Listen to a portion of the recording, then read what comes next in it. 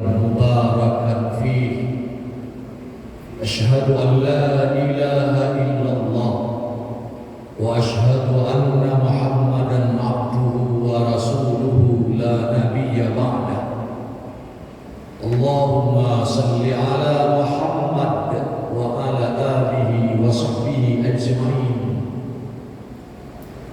فقال الله تعالى في القرآن الكريم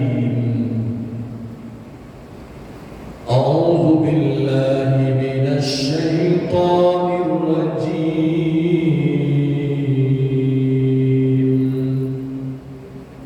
بسم الله الرحمن الرحيم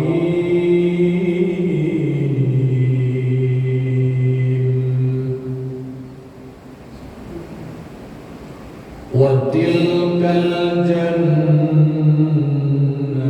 التي أورثتموها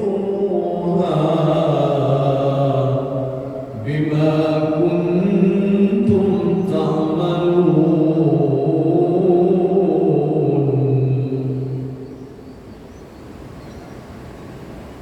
Hadirin kaum muslimin jamaah asar rahimakumullah. Pada surat Az-Zukhruf ayat 72 Allah Subhanahu wa taala berfirman yang terjemahannya kita baca berikut ini, itulah surga yang dikaruniakan untukmu.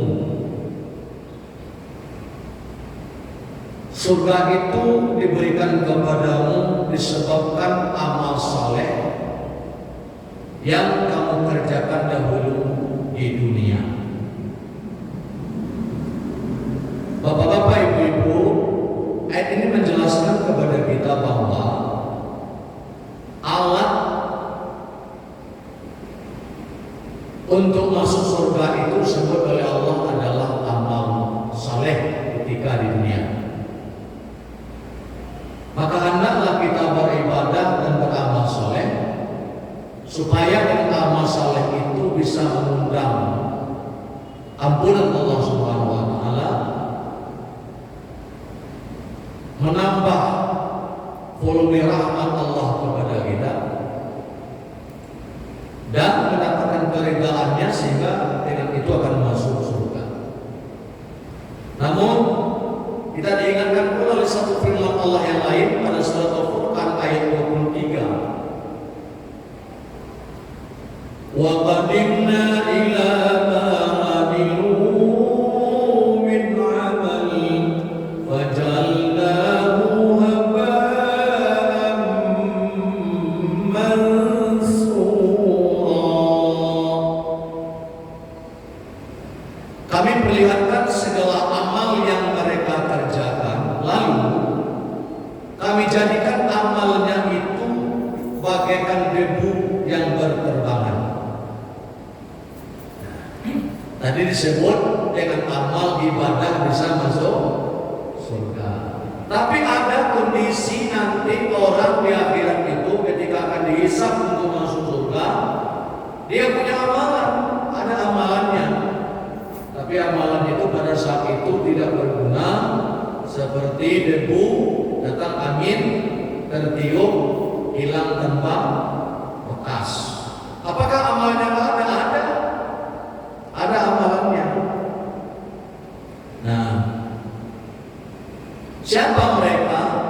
Rasulullah mengingatkan yang pertama adalah orang yang akan mengalami seperti itu disebut dalam hadis Rasulullah sallallahu alaihi wasallam,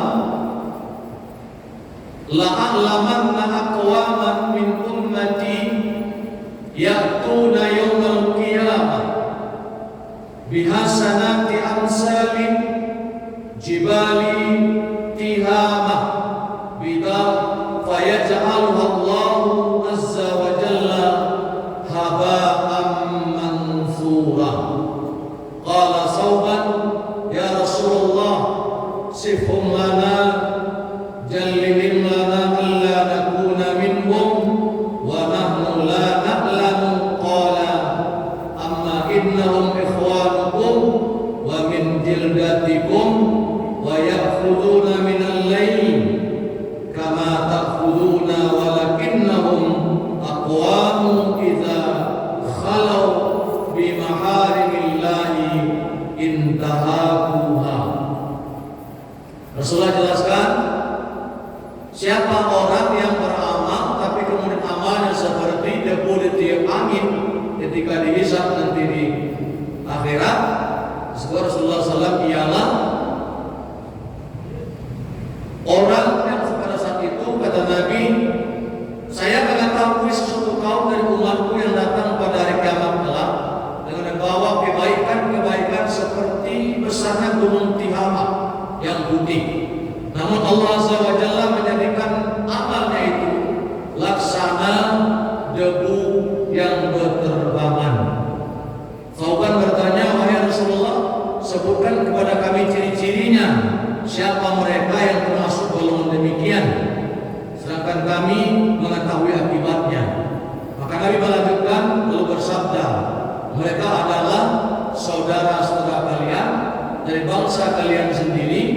Mereka mengadakan sholat malam, mereka beribadah malam, akan tetapi mereka kaum tersebut apabila telah sendiri atau berasing dari orang banyak, mereka tetap melakukan hal-hal yang diharamkan. Sebenarnya apa? Dia ibadah, dia beramal, tapi yang haram tidak ditinggalkan. Pokoknya makanan, pokoknya perkataan. Jadi sesuatu yang diharamkan Allah SWT dia kerjakan, tapi dia tetap juga beramal saleh. Nanti amalnya itu ada, tapi sana akan digunakan untuk bisa masuk surga, dibuang oleh Allah SWT. Sepertilah hilangnya seperti debu ditiup angin. Yang kedua, Rasulullah SAW mengingatkan kepada kita, siapa kelompok orang yang dia beramal tetapi kemudian amalnya ditambah oleh dia, ada catatannya, tapi kemudian tidak bisa dikonversi menjadi alat media untuk masuk surga. Ialah mereka yang banyak beramal namun tetap juga ada menzalimi orang lain, berbuat aniaya kepada orang lain dalam hubungan kemanusiaannya, hubungan pekerjaan, hubungan perdagangan, hubungan lain-lain. Intinya apa?